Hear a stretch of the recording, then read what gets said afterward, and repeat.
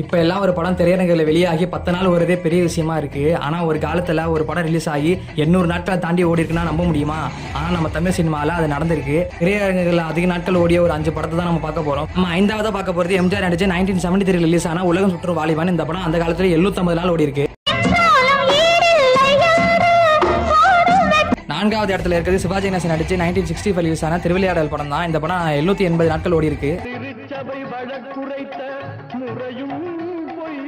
3வது இடத்துல இருக்கிறது 1948 ரிலீஸ் ஆன சந்திரலேகா மூவி. இது அந்த காலத்துல 800 நாள் ஓடி இருக்கு.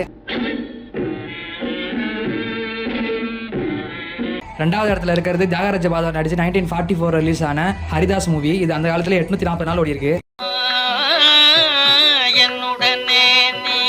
தமிழ் சினிமா வரலாற்றிலே முதல் இடத்துல இருக்கிறது 2005 ரிலீஸ் ஆன நம்ம சூப்பர் ஸ்டார் படமான சந்திரயூரம் தான். இந்த படம் 880 நாள் ஓடி இருக்கு.